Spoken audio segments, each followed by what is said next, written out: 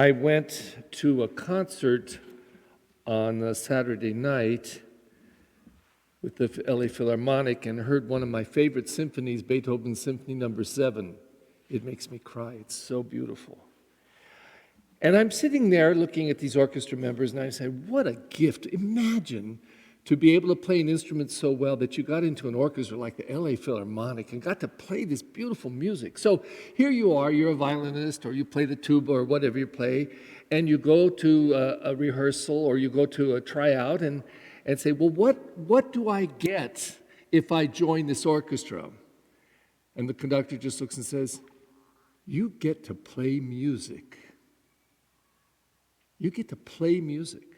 Or you're an athlete, volleyball, golf, whatever it is, a team member, though, of some sort, and you go before the coach who is going to be hiring people, and you show off what you can do, and you're really good, and they want to hire you, so you say, well, what do I get if I join the team? And they say, you get to play basketball. You get to play basketball. Isn't that enough? So, here we come before God. We come into the temple of the Lord, and here we are praising God. And we might ask, God, what do we get if we really begin to practice our faith? And he says, you get to feel my love every day. Feel my love. Now, isn't that enough? But listen to the litany, the promises that were to come upon the people when the Messiah would come.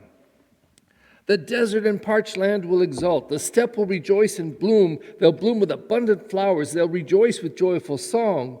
The glory of Lebanon will be given to them, the splendor of Carmel and Sharon. They'll see the glory of the Lord and the splendor of our God. Strengthen the hands that are feeble. Make the knees that are weak. Say to those whose hearts are frightened, be strong, fear not. Here is your God. He comes with vindication, with divine recompense. He comes to save you.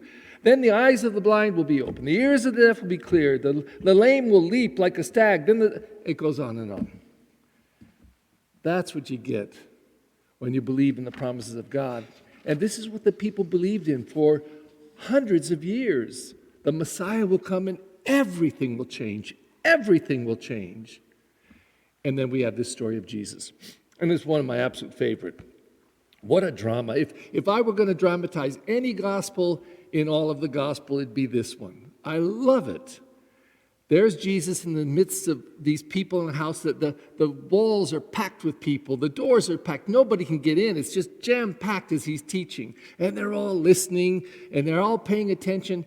And then outside, this commotion because this man who's lying on a cot, because he's totally paralyzed, there's men carrying him on this cot. And they get to the house and they're, can you let us in? Nobody's listening. They're listening, Jesus, get out. And so the man on the cot, I assume, is the one who says, take me on that roof and take up that roof and let me down in front of Jesus. So they do it. They climb up on this roof. They lift up his body on the cot. They undo the thatched roof. And then they lower him right in front of Jesus. Whoa, what a scene. What a story. And then Jesus just says this, wow, your sins are forgiven. That moment, what did the man feel that was paralyzed? I want to walk.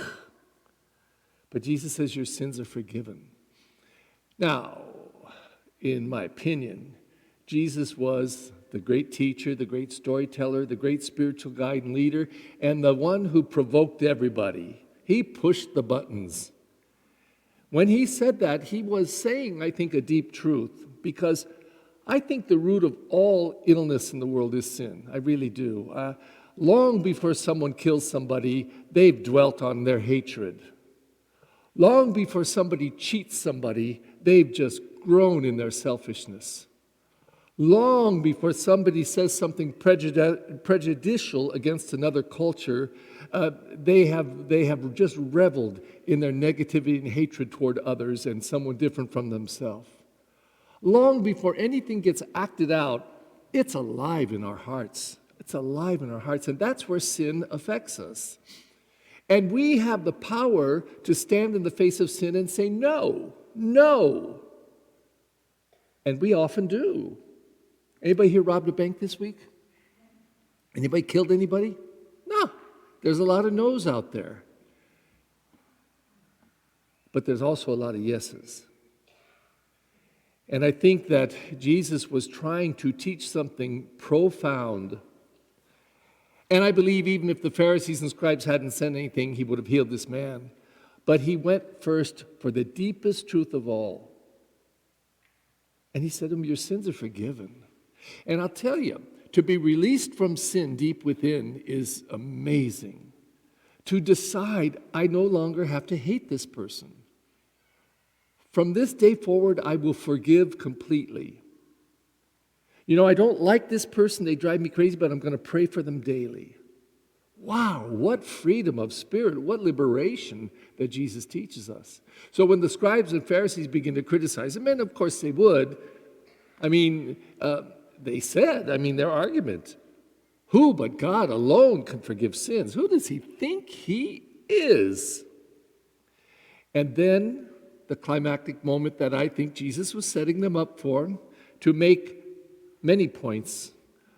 But he says, what's easier to say? To say, if I say, your sins are forgiven, can anybody see the forgiveness of sin in a person? No. But to say to a paralyzed man, get up and walk, which is easier to say? It's this one, because there's no way of proving it. But this one, if the man doesn't get up and walk, then you're a fool. You just said something silly. So he says, but to prove that I can say this, I will say this. Get up and walk. Take your mat and go home. And he does. And he does. So their jaw drops and everybody is in wonder and says, whoa. Maybe it's true this man can forgive sin. And for that matter, can't we all? If somebody hates us, can we forgive them? And if they're willing to accept our forgiveness, they're healed of that sin. Now, we participate with Jesus the Christ in so many ways, not only to receive that kind of forgiveness ourselves, but to give it and share it with others. So today, the second week of Advent, what a story to lead us into this second week. What do we expect when we come to let Jesus the Christ really into our hearts? You go to the orchestra and say, what am I going to get if I join this orchestra? You get to play music. Ain't that enough? Or what do I get if I join the team? You get to play basketball. Play basketball. Don't you love that? That's enough. What happens if we really come to follow this Jesus the Christ, to know this Jesus Christ, and to live out what he calls us to live out as the Christ? Please stand. Let us join our hearts and our minds as we offer our petitions to God, our Father.